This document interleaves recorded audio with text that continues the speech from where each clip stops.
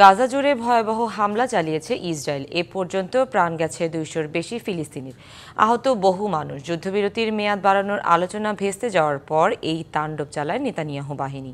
শুধু বিমান হামলা নয়, স্থল আক্রমণের হুমকি দিয়েছে তেল আবিব।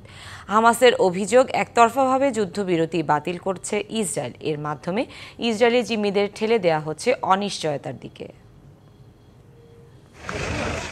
19 জানুয়ারির পর এবার সবচেয়ে বড় হামলা হলো বিধ্বস্ত গাজায়। দ্বিতীয় দফা যুদ্ধবিরতির আলোচনা ভেস্তে যাওয়ার পর শুরু হয় ইসরায়েলি তাণ্ডব। দফায় দফায় বিমান হামলায় হয়েছে ব্যাপক ক্ষয়ক্ষতি, ঝরছে ফিলিস্তিনিদের প্রাণ। হতাহতদের সরিয়ে নিতে হিমশিম উদ্ধারকর্মীরা। প্রধানমন্ত্রী বেনিয়ামিন নেতানিয়াহুর নির্দেশেই গাজায় হামলা বলে জানিয়েছে ইসরায়েলি সেনাবাহিনী। এর আগে মার্কিন প্রেসিডেন্ট ডোনাল্ড ট্রাম্পের সাথে পরামর্শ করা হয়েছিল বলে জানিয়েছে হোয়াইট হাউস।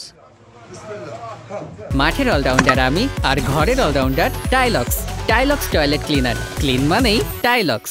এ আক্রমণ যতদিন প্রয়োজন ততদিন অব্যাহত রাখার কথা জানিয়েছে তেল আবিব। শুধু বিমান হামলা নয়, দিয়েছে স্থল আক্রমণের হুমকিও।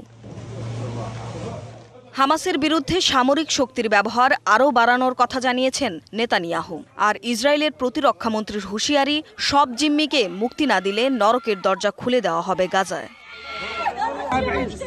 ইসরায়েলকে বিশ্বাসঘাতক জানিয়ে ফিলিস্তিনের স্বাধীনতাকামী সশস্ত্র গোষ্ঠী হামাস বলছে, চরমপন্থী নেতানিয়াহু বাহিনীর এ হামলা গাজায় বন্দীদের অজানা এক ভাগ্যের দিকে ঠেলে দিচ্ছে। Tumpa Tarafdar, DBC news desk.